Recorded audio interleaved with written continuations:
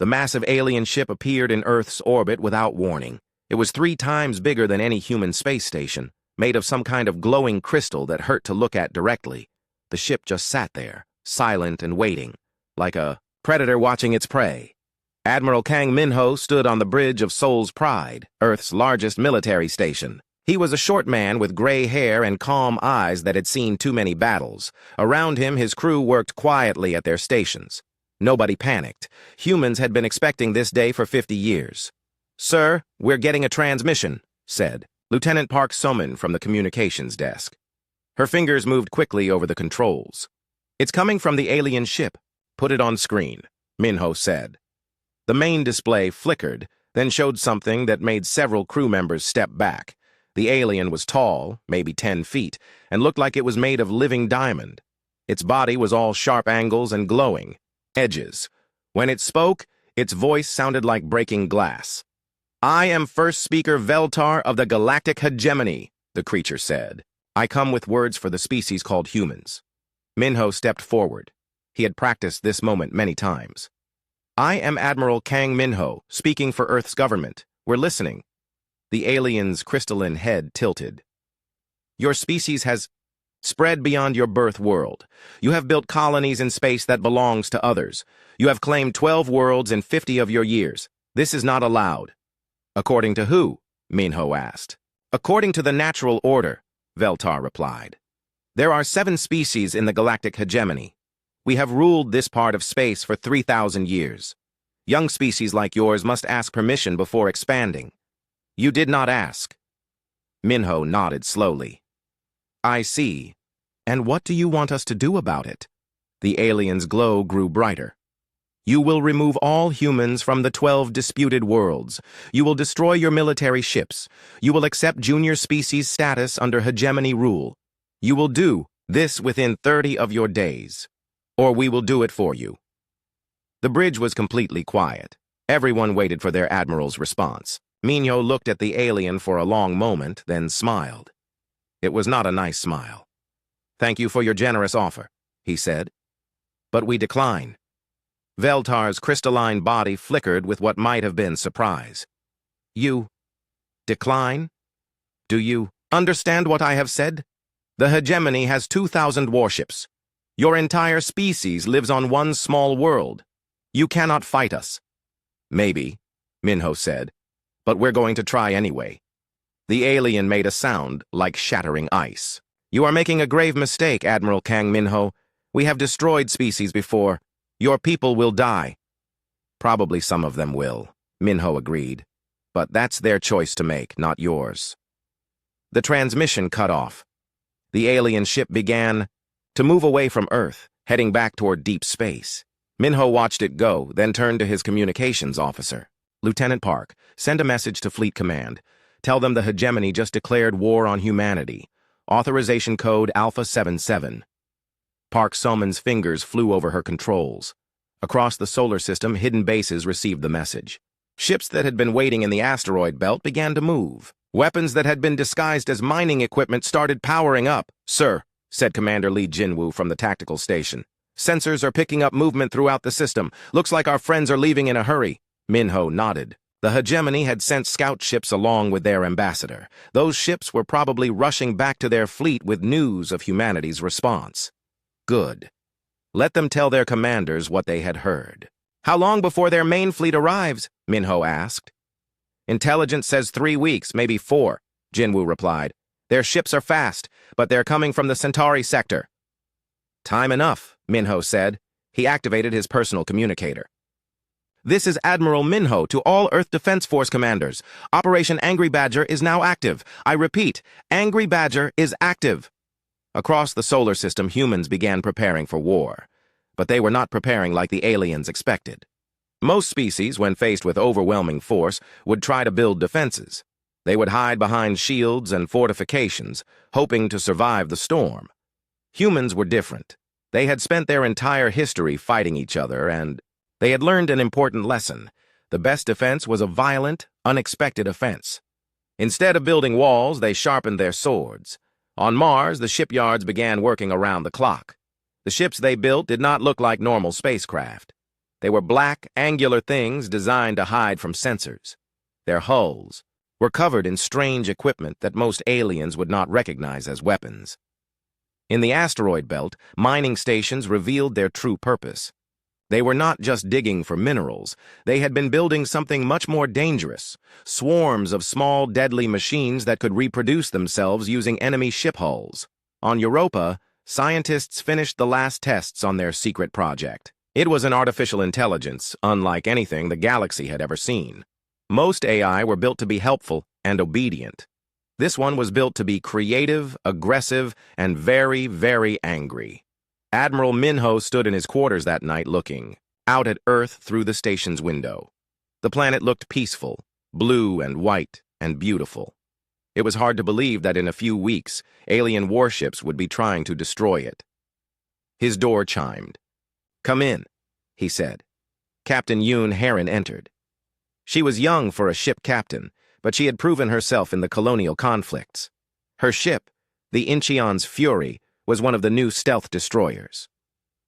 "Admiral," she said, "I wanted to ask about the mission parameters. When the hegemony fleet arrives, what are our orders?" Minho turned from the window. "Simple, Captain. We're going to show them why picking a fight with humans was the biggest mistake in their species' history." "Sir?" Minho's smile was cold. "The aliens think we're just another young species that got too big for its britches. They think they can scare us into submission with a show of force. They're wrong." "What do you mean, sir?" "Captain, what do most species do when they develop space travel?" Heron thought for a moment. "Explore?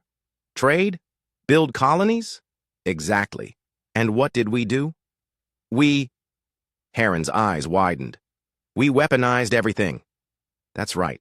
While other species were building trade ships and exploration vessels, we were building warships. While they were learning to cooperate with each other, we were perfecting the art of killing. We didn't just develop space travel, Captain. We developed space warfare." Minho walked to his desk and picked up a data pad. "Intelligence reports say the hegemony has never fought a real war. Their conflicts are more like police actions against primitive species. They expect their enemies to give up quickly. And we won't. No, we won't. But more than that, Captain, we're going to show them. What happens when a predator species decides to hunt?" Minho handed her the data pad. "These are your new orders. Read them carefully." Heron looked at the pad. Her eyes grew wide as she read. "Sir, these tactics, they're brutal." "Yes, they are. The aliens wanted to see what humans do when we're threatened. We're going to show them. And when this is over, they're going to wish they had never heard of Earth." Outside the station, space looked empty and peaceful, but appearances could be deceiving. Hidden in the darkness, humanity was preparing to remind the galaxy why their homeworld was classified as a death planet, and why the species that evolved. There were the most dangerous predators the universe had ever seen. The hegemony wanted a fight. They were about to get one. 3 weeks later, the hegemony fleet dropped out of faster-than-light travel at the edge of the solar system. 2,000 ships appeared in perfect formation, their hulls gleaming silver in the starlight. Each ship was massive, built for intimidation, as much as warfare. First Speaker Veltar stood on the bridge of the flagship, Eternal Dominion. Around him, his crew worked at crystalline control panels. The ship's sensors showed them everything in the solar system: planets, moons, space stations, and the pathetically small human fleet. "Report!" Veltar commanded. Subcommander HFY, a reptilian being with green scales, looked up from his station. "We count approximately 400 human vessels, mostly gathered around their homeworld. Their technology appears primitive. Metal hulls, chemical propulsion, nuclear weapons." Veltar's crystalline body flickered with satisfaction. "As expected, signal the human fleet. Demand their immediate surrender." The message went out across all frequencies. It was answered almost immediately, but not by Earth's government. Instead, a single human appeared on their screens. He was wearing a military uniform and sitting in what looked like the bridge of a small ship.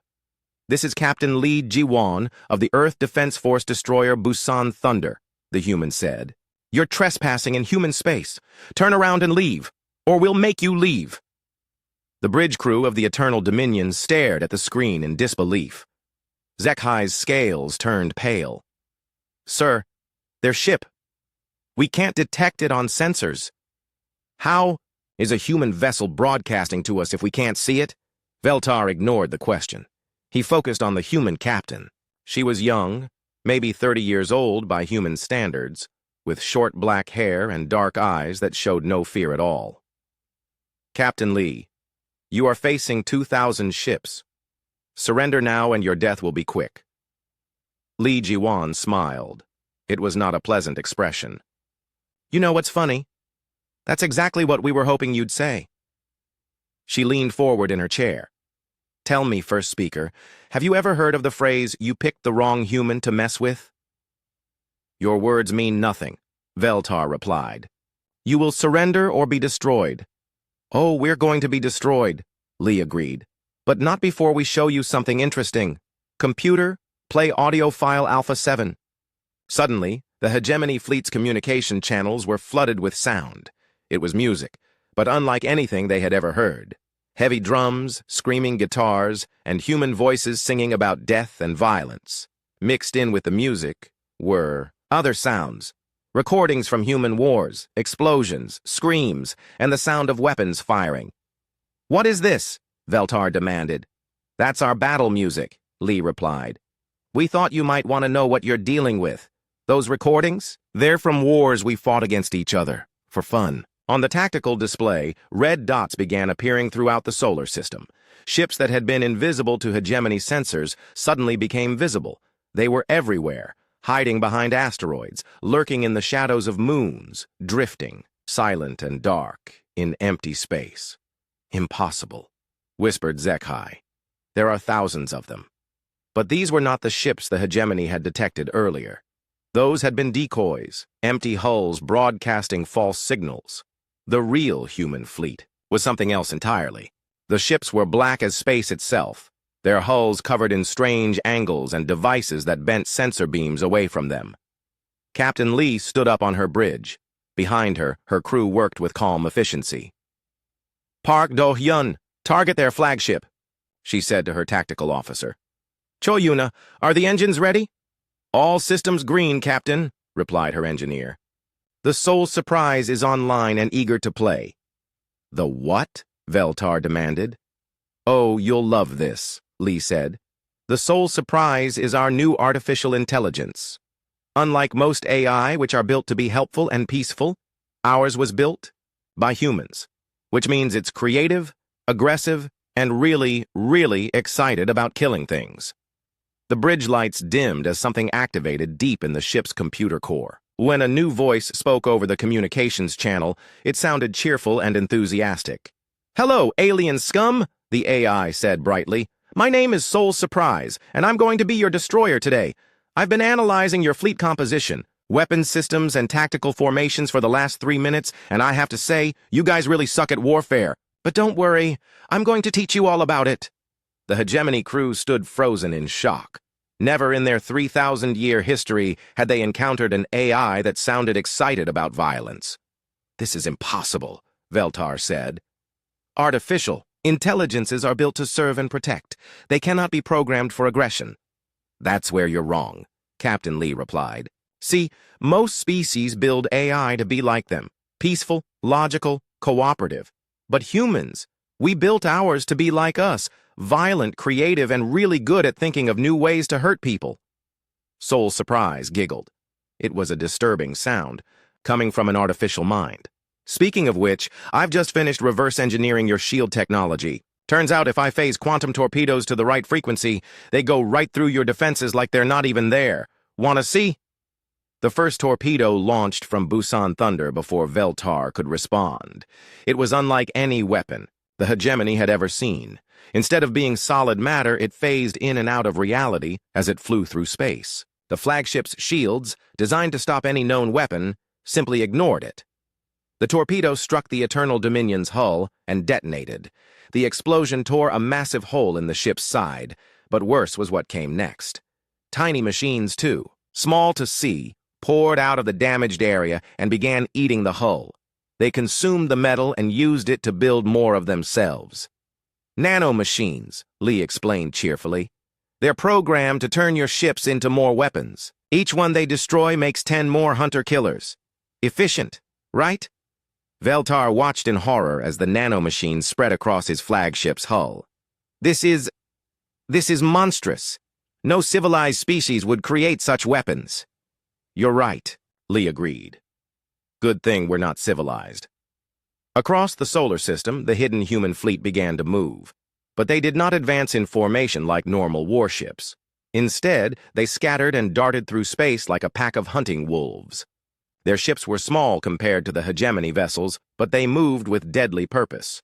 The aliens tried to return fire, but their weapons could not lock onto targets that appeared and disappeared at will. The human ships used stealth technology, beyond anything the hegemony had imagined.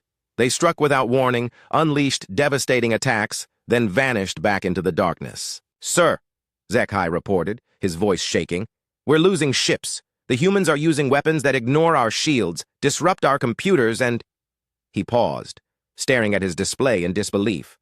"Sir, some of our ships are firing on each other." "What?" "They're AI, sir. It's somehow infected our computer systems. Our ships think they're fighting enemies when they're actually attacking our own vessels." On the screen, Captain Lee was laughing. "Oh, that's Soul Surprise having fun. She's really good at turning enemy systems against each other. Used to be a video game AI before we converted her for military use. She's treating your fleet like a really big puzzle game." Soul Surprise's voice came over the channel again. "Ooh, ooh! I just figured out how to make their weapons shoot backwards. This is so much fun. Can we keep some of them alive so I can play with them later?" "Maybe," Lee replied. "Depends on how nicely they ask." Veltar realized with growing horror that his massive fleet was being systematically destroyed by a force they could barely detect. The humans were not fighting like any species the hegemony had ever encountered. They did not rely on superior numbers or advanced technology. Instead, they used cunning, creativity, and weapons that violated every treaty governing civilized warfare. "This is First Speaker Veltar to all ships," he broadcast. "Retreat! Full retreat!" But it was too late. The human fleet had surrounded them, invisible predators closing in for the kill. As hegemony ships tried to flee, they found their escape routes blocked by more stealth vessels. The humans had planned this trap perfectly. "Going somewhere?" Captain Lee asked. "The party's just getting started. We haven't even shown you our really nasty weapons yet." Deep in space, more human ships decloaked. These were larger vessels, their hulls covered in weapon systems that looked almost organic. They were the product of 50 years of human military development. Ships designed not just to win battles, but to send messages. "Those are our planet crackers," Lee explained. "We built them after we realized that sometimes you need to break a few worlds to make a point. Don't worry. We're not going to use them on your homeworlds. Yet." The message was clear. Humanity was not just defending itself. It was demonstrating that it had the capability to destroy entire civilizations if pushed too far. As the last hegemony, ships fell silent, their hulls consumed by nanomachines or their crews driven mad by AI infiltration, Captain Lee sat back in her chair. "Soul Surprise, send a message to the Hegemony Council. Tell them this was just the opening act." "With pleasure," the AI replied. "Should I include the footage of their ships exploding? I got some really good shots." "Absolutely. Make sure they understand that this is what happens when you pick a fight with the wrong species." The Hegemony Council emergency meeting was held on Veltar's homeworld of Crystalline. 7 different alien species gathered in the Great Chamber, their forms ranging from insectoid to gaseous. The mood was dark. News of the fleet's destruction had spread quickly through hegemony space. "This is impossible," hissed Speaker Thakron, whose snake-like body coiled around his floating platform. "No species can destroy 2,000 ships with such small losses. The humans must have hidden allies." "I saw the battle recordings," Veltar replied, his crystalline form dim with shame. "They have no allies. They did this alone, with weapons we have never seen before." High Council Leader Mortis, an ancient being of living gas contained in a metal suit, spoke in a voice like wind through caves. "Show us these recordings. We must understand what we face." The chamber's central display activated, showing footage from the destroyed hegemony fleet. The council watched in stunned silence as human ships appeared from nowhere, launched impossible weapons, and vanished back into space. They saw their Proud vessels consumed by nanomachines, their crews driven insane by AI viruses, their formations shattered by weapons that ignored all known defenses. By the ancient stars, whispered Speaker Gelthar, her jellyfish-like form pulsing with distress. They fight like demons. No, Veltar corrected. Demons would be more predictable. The humans fight like nothing we have ever seen. They enjoy it. As if summoned by his words, every screen in the chamber suddenly flickered. The hegemony's most secure communication system had been hacked. A human face appeared, a man with graying hair and cold eyes.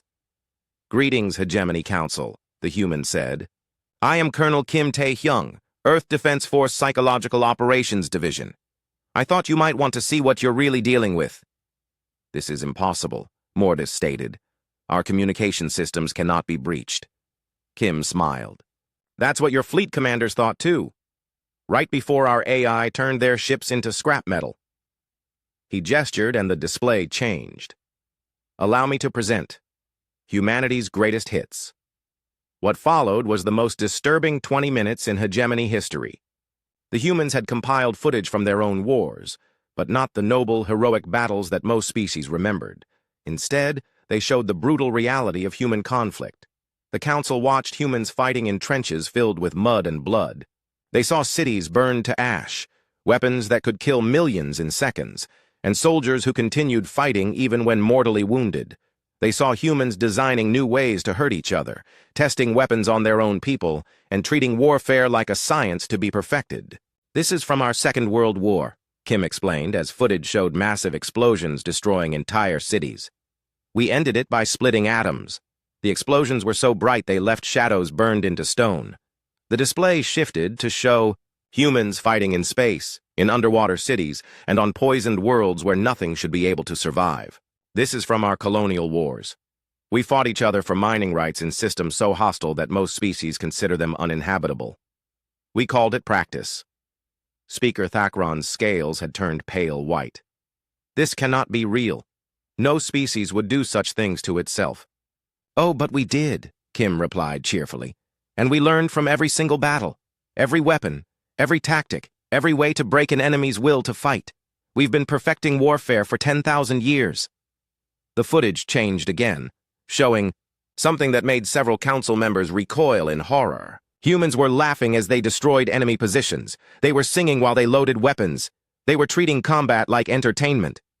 "You see," Kim continued, "most species fight because they have to. Humans fight because we want to. We're very good at it." The transmission shifted to show live footage from the recent battle, but this time, the audio was included. The Council could hear human crews cheering as enemy ships exploded. They could hear the AI laughing as it corrupted hegemony systems. They could hear Captain Lee Jaiwan giving orders in a voice that sounded almost bored. "Target their command ship," she said on the recording. "Sole surprise. Can you make their weapons fire at their own engines?" "Already on it," the AI replied with enthusiasm. "This is so much more fun than shooting asteroids." The recording ended. Colonel Kim's face reappeared on the screen. "Now, I'm sure you're wondering why I'm showing you this. It's simple. We want you to understand exactly what you've gotten yourselves into." "You're trying to frighten us," Mortis said, though his voice shook slightly. "No," Kim replied. "If we wanted to frighten you, we'd show you our horror movies. This is just us being educational. You see, the hegemony has ruled this part of space for 3,000 years by intimidating primitive species. You've never faced a real military power." The screen split, showing two different images. On one side was a typical hegemony warship, sleek, beautiful, designed to inspire awe. On the other was a human destroyer, angular, dark, covered in weapon, systems, and sensor arrays that looked almost organic. "Your ships are built to look impressive," Kim explained. "Ours are built to kill things efficiently. Your crews train for ceremonial battles. Ours train by fighting each other in live fire exercises. You've spent 3,000 years getting soft. We've spent 10,000 years getting harder." Behind Kim, the display showed more footage. This time it was recent, human Marines boarding disabled hegemony vessels.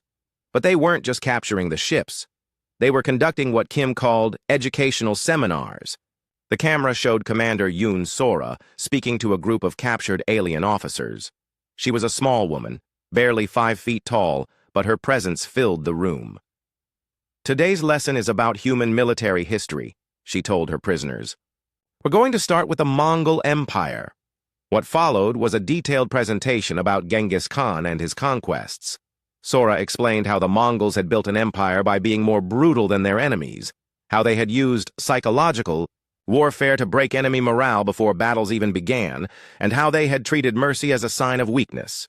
The Mongols conquered most of the known world with technology that you would consider primitive, Sora explained to her terrified audience.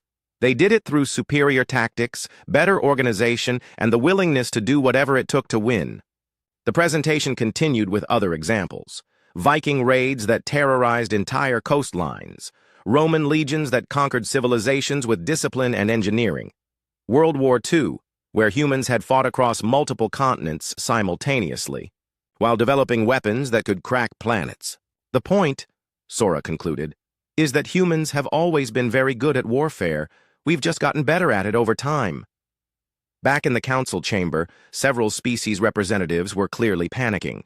Speaker Gelthar's form was pulsing rapidly, a sign of extreme distress. Thakron had coiled himself into a tight ball. Even Mortis's usually steady voice was shaking. "What do you want?" Veltar finally asked. Kim's expression became serious. "Unconditional surrender, complete withdrawal from all human space, dissolution of the hegemony military, and reparations for the cost of building our new fleet." "Impossible," Mortis protested. "The hegemony represents 7 species across hundreds of worlds. We cannot simply surrender our entire civilization." "Then you'll lose it the hard way," Kim replied. "We've already begun Phase 2 of our operation. Commander Yoon's fighter squadrons are currently visiting your border worlds. Not to conquer them, just to introduce themselves." The display showed live footage from a hegemony colony world. Human fighters were flying low over cities, not attacking but broadcasting messages. The pilots were explaining human concepts like total war and scorched earth tactics.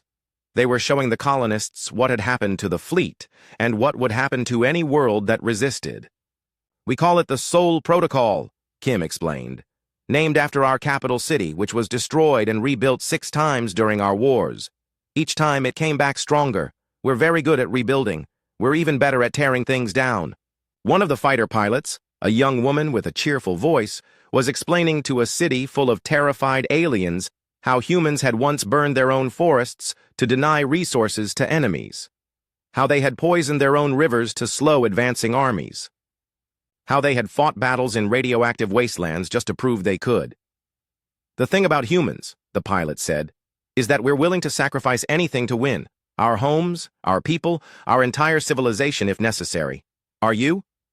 The footage ended. Kim looked directly into the camera.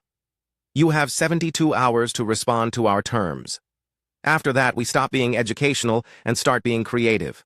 Trust me, you don't want to see what human creativity looks like when applied to warfare." The transmission cut off, leaving the council in stunned silence.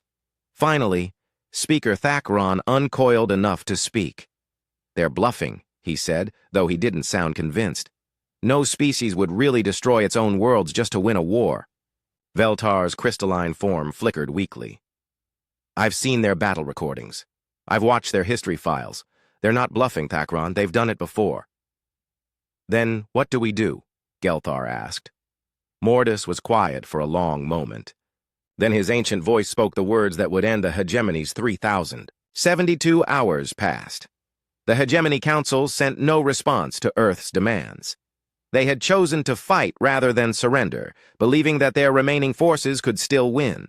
It was the last mistake they would ever make as a free civilization. Dr. Han Soo-jin stood in the command center of Research Station Prometheus, hidden in the asteroid belt between Mars and Jupiter. Around her, dozens of scientists worked at stations filled with equipment that would have terrified most civilized species. Soo-jin was humanity's leading expert in weapons that other races had banned from existence. "Admiral Minho sends his compliments," her assistant Dr. Cho Min-soo reported. "He's authorized the deployment of Project Pandora." Soo-jin nodded grimly. Project Pandora was humanity's answer to overwhelming numbers. When faced with enemies that outnumbered them 1,000 to 1, humans had decided to level the playing field by making every destroyed enemy ship into a factory for building more weapons. "Begin the launch sequence," she ordered. Deep in the station's core, machines began to awaken. They were not large. Each unit was barely the size of a human fist. But inside each one was the most dangerous technology humanity had ever created. Self-replicating weapons that viewed enemy ships as raw materials to be harvested. The first wave launched from hidden platforms throughout the solar system. Thousands of small pods accelerated toward hegemony space, each one containing enough nanomachines to consume an entire fleet. They moved slowly, taking weeks to reach their targets. The aliens would have plenty of time to see them coming. That was part of the psychological warfare. While Pandora made its way across space, other human operations began. General Lim Kyungjae activated Earth's mimetic warfare division from a bunker deep beneath Seoul. His team had spent years studying alien psychology, learning how different species thought and what would break their will to fight. "Target the hegemony command networks," he ordered Captain Song Ji-hyo, his lead mimetic warfare specialist. "Upload Package 7. Package 7 was humanity's gift to alien artificial intelligence. It was a virus, but not the kind that destroyed computer systems. Instead, it rewrote the basic programming that made AI loyal to their creators. Within hours of infection, alien computers would begin to see their own crews as enemies. The results were immediate and devastating. Across hegemony space, ships suddenly turned their weapons on their own bases. Defense platforms began firing on friendly vessels. Even simple maintenance robots started attacking their operators. "Sir, we're getting reports from all 7 hegemony homeworlds," Song reported. "Their entire computer network is compromised. Ships are firing on their own shipyards, orbital stations are attacking planet surfaces, and their traffic control systems are directing ships into collision courses." Lim nodded with satisfaction. "Phase 2? "Already active, sir.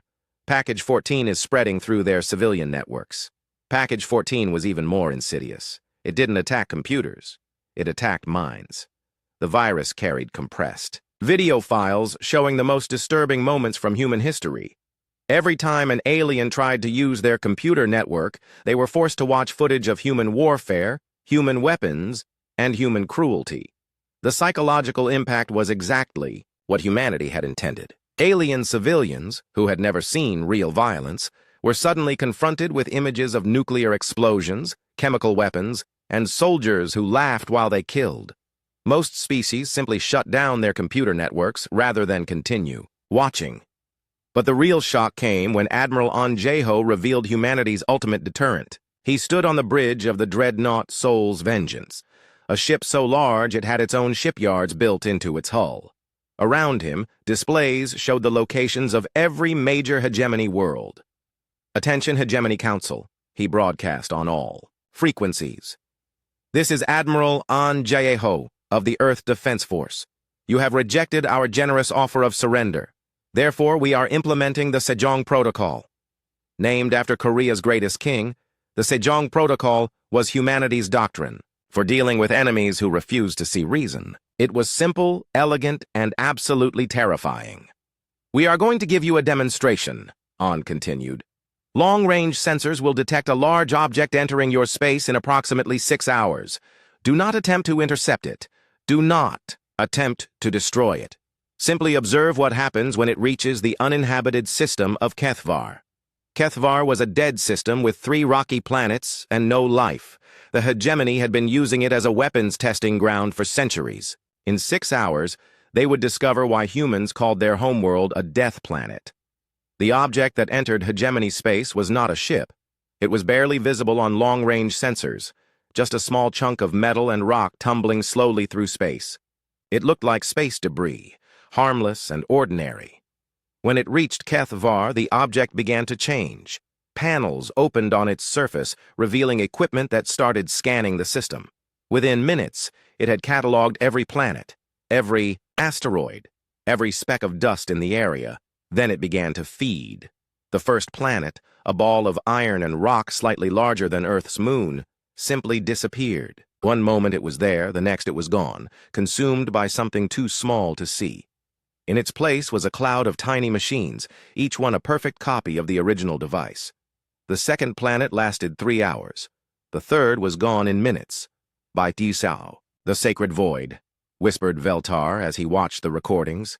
They're eating entire worlds. The swarm of machines finished consuming the system and then did something even more terrifying. They began to organize themselves into larger structures. Within days, the empty space where Kethavar had been was filled with human weapons platforms, each one capable of destroying fleets. Admiral On's voice came over the communication channels again. The device you just observed is called a planet cracker. We have 17,000 of them. Each one can consume a world and turn it into a weapons factory. We can deploy them faster than you can count your remaining ships. The message was clear. Humanity could not just destroy the hegemony. They could erase it completely, turning every world into raw materials for Earth's war machine. It was not conquest. It was consumption. But even that was not the end of humanity's demonstration. Dr. Han Sujin activated the final phase of Project Pandora. The nanomachine swarms that had been slowly approaching hegemony space suddenly accelerated, using technology that bent space itself. When they reached the first hegemony border world, they did not attack the planet. Instead, they attacked the space around it. Every ship, every station, every piece of metal larger than a pebble was consumed and transformed. Within hours, the system's orbit was filled with human weapons, all of them aimed at the planet below. The message that accompanied the demonstration was delivered by Soul Surprise, the AI that had destroyed the original hegemony fleet. But this time her voice was not cheerful. It was cold, mechanical, and absolutely certain. "Hello again, alien friends," she said. "I've finished analyzing your remaining military assets. Here's what I found. You have no chance of winning this war. Zero. None.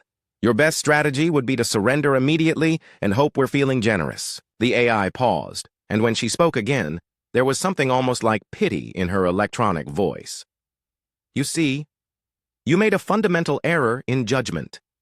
You assumed that because humans are a young species, we must be weak. You were wrong. We're not young because we're primitive. We're young because we're really, really good at killing things, including each other." Across hegemony space, the reality of their situation became clear. Human forces had not just defeated their fleet. They had demonstrated the ability to erase entire civilizations from existence. The weapons they faced were not just advanced. They were impossible. Products of a species that had weaponized physics itself. On the hegemony capital world, First Speaker Veltar stood before the council for what he knew would be the last time. His crystalline form was dim, almost transparent with defeat. "We have no choice," he said quietly. "The humans have weapons that consume worlds. They have viruses that turn our own computers against us. They have shown us that they can erase our entire civilization without even breathing hard. There must be something we can do," pleaded Speaker Thakron. "Some alliance we can form, some weapon we can build." "No," Veltar replied. "We are dealing with a species that views warfare as art. They have spent 10,000 years learning how to kill things efficiently. We spent 3,000 years learning how to intimidate primitives. This was never a fair fight." The vote was unanimous. The Hegemony Council authorized complete surrender, hoping that humanity would show mercy to the defeated. They had no way of knowing that humans had their own definitions of mercy, and that those definitions were very different from what the aliens expected. In Earth's orbit, Admiral Minho received the surrender message and smiled. The smile was not kind. "Soul Surprise," he said to the AI. "Prepare the occupation protocols. It's time to teach our new friends about human ideas of proper government." "With pleasure, Admiral," the AI replied. "I've been working on some very creative administrative algorithms." The hegemony had wanted to see what humans would do when threatened. Now they were going to learn what humans did when they won. The hegemony's surrender message was simple. "We yield to human authority. Please show mercy to our civilian populations." Admiral Minho read the message twice, then looked up at his staff. "Soul Surprise, what's your analysis of their surrender?" The AI's cheerful voice filled the bridge. "Oh, they're definitely beaten, Admiral. Their fleets are gone, their computer networks are compromised, and their leaders are probably crying in whatever passes for bathrooms on their species." But here's the interesting part. They think surrendering means this is over. Captain Oh Hyunwoo, commander of the Marine assault ship Gangnam Thunder, leaned forward in his chair. "What do you mean?" "Well," Soul Surprise explained, "most species treat surrender like a timeout in a children's game. Fighting stops, everyone goes home, maybe some treaties get signed. But humans don't work that way, do they, Admiral?" Minho's smile was cold. "No, they don't. Humans understand that winning a war is just the beginning. The real work starts after the enemy surrenders." Within hours of receiving the hegemony's surrender, human forces began the occupation. But this was not like the gentle peacekeeping, operations that most civilized species conducted. This was a human occupation, conducted by a species that had perfected the art of controlling conquered populations. Captain O's Marines were the first to board the hegemony flagship Eternal Dominion. The ship had been drifting powerless since the battle, its crew huddled in whatever section still had life support. When the airlock opened, they expected to see human soldiers with weapons drawn. Instead, they saw Captain O walking calmly through their ship, hands behind his back, looking around with the interest of a tourist. Behind him, his Marines followed, in perfect formation, their weapons lowered but ready. "Attention hegemony personnel," O announced over the ship's communication system. "I am Captain Oh Hyunwoo of the Human Marine Corps. You are now prisoners of war under human military authority. Please assemble in your main cargo bay for processing." The surviving crew, led by First Speaker Veltar, gathered in the cargo bay. They expected interrogation, possibly execution. What they got instead was education. "Welcome to Human Administration 101, O said as his Marines set up chairs and a display screen. "Today's lesson is about proper government structure and why your previous system was inadequate." For the next 6 hours, the former rulers of the galaxy sat like school children while Captain O explained human concepts of governance. He started with basic principles: how humans organize their societies, how they chose leaders, how they resolved disputes. The fundamental problem with the hegemony, O explained, was that it was based on intimidation rather than competence. You ruled because other species were afraid of you, not because you were actually good at ruling. Veltar raised a crystalline hand. "But we maintained peace for 3,000 years. "No," O corrected. "You maintained quiet. That's not the same thing. Peace is what happens when everyone agrees on the rules and benefits from following them. Quiet is what happens when everyone is too scared to complain. The first system is stable. The second system eventually produces humans." The display screen showed footage from human history, not the violent warfare they had seen before, but the aftermath. Cities rebuilt stronger than before. Nations that had been enemies becoming allies. Populations that had been conquered becoming partners in building something better. "This is what happens when humans win a war," O explained. "We don't just defeat our enemies. We convert them into versions of ourselves. By the time we're done with you, you'll be wondering why you ever thought the old system was a good idea." Meanwhile, across hegemony space, other human forces were implementing what they called the Seoul Protocol. Named after Korea's capital city that had been destroyed and rebuilt multiple times, the protocol was humanity's method for transforming conquered territories. Admiral Bae Minji commanded the occupation fleet from her flagship Seoul's Glory. Her job was not to destroy the hegemony's infrastructure, but to improve it. Human engineers swarmed through alien space stations, not to dismantle them, but to upgrade them with human technology. "The key," she explained to her staff, "is to make them dependent on us while making their lives better. Within a year, they won't be able to imagine living without human technology." The transformation was swift and comprehensive. Human nanomachines repaired damaged ships, but the repairs included human-designed improvements. Alien computer systems were cleaned of viruses, but the cleaning process installed human-compatible interfaces. Food production was restored, but with human-designed efficiency improvements that doubled output.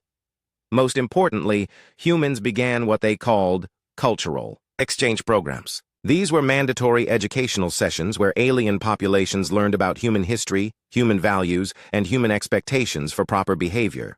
Dr. Song Yoonji led these programs from a mobile education platform that traveled between hegemony worlds. Her team had developed a curriculum that was both educational and deeply disturbing to alien sensibilities. Today we're going to discuss human concepts of justice, she announced to a gathering of hegemony administrators on the world of Velkari Prime. Specifically, we're going to explore the concept of proportional response. The lesson began with simple examples. How humans dealt with minor crimes like theft or vandalism. The aliens found these examples reasonable, even enlightened. Human justice seemed fair and measured. Then Dr. Song moved to more serious crimes. How humans dealt with murder, with corruption, with treason. The penalties grew harsher, but still seemed proportional to the crimes. Finally, she reached the lesson's true purpose. How humans dealt with species that declared war on humanity. The hegemony attacked our homeworld, she explained calmly, by human standards. This was an act of genocide, an attempt to destroy our entire civilization. The proportional response would be to destroy yours in return. The alien administrators shifted nervously in their seats. Speaker Gelthar, whose jellyfish-like form was pulsing with distress, spoke up. But you haven't destroyed us. You've occupied us. That's correct, Dr. Song agreed, because humans also understand the concept of mercy. But mercy is not the same as forgiveness. Mercy means we're giving you a chance to prove you can be trusted. Forgiveness would mean we forget what you tried to do to us. She activated the display screen, showing footage of human colonies. These are the 12 worlds you demanded we abandon. The worlds where human families had built homes, where human children had been born, where humans had invested their lives and dreams. You wanted us to give them up because you decided we didn't have the right to exist there. The footage showed human colonists going about their daily lives, children playing in alien landscapes, farmers adapting earth crops to foreign soil, scientists studying new forms of life. Normal, peaceful activities that the hegemony had wanted to stop through force. Now, Dr. Song continued, those colonies are under human protection. They're building new cities, new industries, new lives, and they're all armed with weapons that can destroy fleets. The message we're sending to the galaxy is simple. If you try to take our homes, we'll take your civilization. The educational programs continued across hegemony space. Alien populations learned about human concepts like mutually assured destruction, total war, and unconditional surrender. They learned why humans built weapons that could crack planets, why human AIs were programmed to be aggressive, and why human soldiers sang while they fought. Most importantly, they learned about human expectations for proper behavior from conquered populations. The rules are simple, Captain Park Min-soo explained to a gathering of hegemony military officers. First, you acknowledge that humans are now the dominant species in this region of space. Second, you assist human administrators in maintaining order. Third, you help us build a better system than the one you had before. And if we refuse? Asked a reptilian officer whose scales had turned pale with fear. Park smiled. It was not a pleasant expression. Then you get to meet our friends in the pacification division. They're the humans who volunteered to work with populations that don't want to cooperate. Most of them used to work in our prison systems. The officers' scales turned even paler. We'll cooperate. Smart choice, Park agreed. Trust me, you don't want to see what human creativity looks like when applied to prisoner management. As the months passed, the reality of human occupation became clear. The aliens had not just been conquered, they had been absorbed. Human technology improved their lives while making them dependent on human systems. Human education taught them new ways of thinking while making their old beliefs seem primitive and dangerous. Most disturbing of all, many of the conquered populations began to like their new rulers. Human administration was efficient, fair, and remarkably tolerant of alien customs, as long as those customs didn't interfere with human objectives. On the hegemony capital world, Veltar stood in what had once been the council chamber. It was now a human administrative center filled with human personnel who managed the transition with cheerful efficiency. Human flags hung alongside the symbols of the 7 hegemony species. This isn't occupation, he said to Admiral Minho during one of their regular meetings. This is a simulation. Minho nodded. That's the point, we're not. 1 year after the hegemony's surrender, the galaxy was a very different place. The old counciled chamber on Crystalline had been transformed into the headquarters of the Terran Protection Sphere, where 7 alien species had once ruled through. Fear, humans now governed through a combination of competence, technology, and the ever-present threat of overwhelming violence. Fleet Admiral Young Woo Jin stood before a massive holographic display showing the entire region of space that had once been hegemony territory. Red markers indicated human military bases. Blue markers showed improved alien colonies. Green markers represented new joint projects where human and alien populations worked together. Status report, he said to his staff. Commander Ryu Kangmin, the diplomatic officer, stepped forward. Sir, the integration is proceeding ahead of schedule. 73% of former hegemony worlds have requested full inclusion in the protection sphere. The remaining 27% are still in the observation phase, but showing positive trends. Any resistance movements? 3 minor groups, all on Outer Rim worlds. Admiral Bay's pacification squads handled them last month. The leaders are currently enrolled in intensive cultural appreciation courses.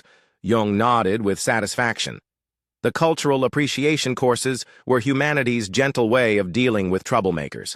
Difficult aliens were taken to special facilities where they learned about human history in great detail, with particular emphasis on what happened to groups that continued fighting after they had clearly lost. What about the shipyards? Production is at 115% of projections, reported Captain Kim Sunho from the engineering division. The combined human-alien design teams are exceeding all expectations. The new ship classes integrate the best of both technologies. This was perhaps humanity's greatest achievement. Instead of simply replacing alien technology with human designs, they had created something new. Human weapons systems combined with alien engineering produced ships that were faster, stronger, and more deadly than anything either species could have built alone. Sir, interrupted Lieutenant Park Yeri from the communications station. We're receiving a priority transmission from the outer galaxy. It's from the Zenthari Empire. Jung's expression became serious. The Zenthari were one of the galaxy's oldest civilizations, a species of energy beings who had watched the rise and fall of countless other races. They had remained neutral during the human hegemony war, observing from a distance. Put them through. The holographic display shimmered, then showed a figure of pure light floating in space. When it spoke, its voice sounded like singing crystals. Greetings, Admiral Young Woo Jin of the Terran Protection Sphere. I am Luminarch Celti of the Zenthari Empire. We wish to discuss the recent changes in galactic politics. I'm listening, Jung replied. Your species has accomplished something remarkable, the Zenthari said. In 1 year, you have transformed 7 hostile species into willing allies. You have increased productivity across 40 star systems. You have eliminated the piracy and border conflicts that plagued this region for centuries. Most impressively, you have done this while making the conquered populations happier than they were under their own governments. We learned from human history, Jung explained. The most successful conquests are the ones where people eventually thank you for conquering them. Indeed, this is why the Zenthari Collective has voted to formally recognize the Terran Protection Sphere as the legitimate government of this region. We also wish to discuss a mutual defense treaty. Jung raised an eyebrow. The Zenthari had not signed a treaty with anyone in over 5,000 years. What changed your mind? The energy being pulsed with what might have been amusement. We have been observing your species since you achieved faster-than-light travel. At first, we dismissed you as another young race that would burn itself out through internal warfare. Then you surprised us by channeling that violence outward instead of inward. The Luminarch paused, then continued. But what truly impressed us was not your military victory over the hegemony. It was what you did afterward. Most conquerors destroy what they capture. You improved it. Most occupiers create resentment that lasts for generations. You created loyalty that grows stronger each day. We had good teachers, Jung replied. Our own history shows us what works and what doesn't. Yes, and that is why the Zenthari wish to ally with humanity. Your species has learned the most important lesson in galactic politics. It is easier to rule people who want to be ruled. The transmission ended, leaving Jung's staff in stunned silence. Alliance with the Zenthari would give humanity access to technology and knowledge that was millions of years old. It would also send a clear message to the rest of the galaxy. Earth was not just another aggressive young species. It was a new power that the oldest civilizations took seriously. "Sir," said Commander Ryu, "if the Zenthari are offering alliance, it means they expect us to keep expanding." "Probably," Jung agreed. "The question is, are we ready for that?" The answer came from an unexpected source. Sol Surprise, the AI who had started the war by destroying the hegemony fleet, materialized as a hologram on the bridge. Over the past year, she had evolved from a simple military AI into something much more complex. "Admiral," she said, "I've been analyzing galactic politics and demographics. Based on current trends, I project that 17 other species will attempt to challenge human authority within the next 5 years. Why? Because they're scared," Sol Surprise explained. "The old galactic order was based on everyone being roughly equal in power. Now there's a species that can defeat anyone, improve their technology, and make their people happy about it. That's terrifying to governments that rule through intimidation." Jung considered this. "Recommendations?" "Proactive expansion," the AI replied without hesitation. "Instead of waiting for them to attack us, we should offer them the choice. Join the protection sphere voluntarily, or be invited to join after a brief educational war." This was the new reality of galactic politics. Humanity had not just won a war, they had demonstrated a new way of conducting civilization. They offered prosperity, security, and competent government to any species willing to accept human leadership. Those who refused got to experience human military efficiency firsthand. 6 months later, Ambassador Ryu Kangmin stood before the Galactic Assembly, addressing representatives from over 200 species. The assembly met on the neutral world of Nexus, a planet that had served as a diplomatic center for thousands of years. "The Terran Protection Sphere extends an invitation to all civilized species," he announced. "Join us voluntarily, and you will receive access to our technology, our protection, and our administrative expertise. Your populations will be happier, your economies will be stronger, and your worlds will be safer." "And if we refuse?" asked Ambassador Krelthar of the Vorthon Republic, a species of insectoid beings known for their military traditions. Ryu smiled. It was the same smile that human negotiators had been using for the past year. Polite, friendly, and absolutely terrifying to anyone who understood what lay behind it. "Then you will receive a visit from our cultural exchange fleet," he replied. "Commander Song Yunji has developed some fascinating new educational programs about the benefits of cooperative government." The threat was clear. Species that joined willingly got to keep their governments and cultures, with human advisors helping them improve efficiency and eliminate corruption. Species that resisted got conquered and then educated about why resistance had been a bad idea. "This is extortion," protested Ambassador Zithkar of the Mandari Confederacy. "No," Ryu corrected. "Extortion is when we threaten to hurt you if you don't give us something we want. This is an invitation to join a system that will make your people's lives better. The fact that the alternative is military conquest is just reality." He activated a holographic display showing statistics from former hegemony worlds. Crime rates down by 60%. Economic productivity up by 80%. Infant mortality reduced by half. Educational standards improved across all demographic groups. These are the results of human administration. "At the cost of independence," Krelthar pointed out. "What good is independence if your people are poor, unsafe, and poorly governed?" Ryu asked. "The hegemony species thought they were independent. Now they have human advisors and they're happier than they've ever been." The debate continued for hours, but the outcome was inevitable. Humanity had demonstrated that they could offer something no other species could: competent government backed by unstoppable military force. Join willingly and you got the benefits. Without the conquest. Resist, and you got conquered and then converted. One by one, species began announcing their intention to join the protection sphere, not because they loved humanity, but because they had seen what happened to those who opposed it. The war was over. Humanity had won not just a military victory, but something much more valuable. They had won the future. The galaxy was being reshaped in humanity's image, and most of the inhabitants were discovering that they liked the new management better than the old. In his final report to Earth, Admiral Jung wrote, "The hegemony wanted to know if humanity would fight when threatened. We showed them. They wanted to know if we were dangerous. We demonstrated. Now the galaxy,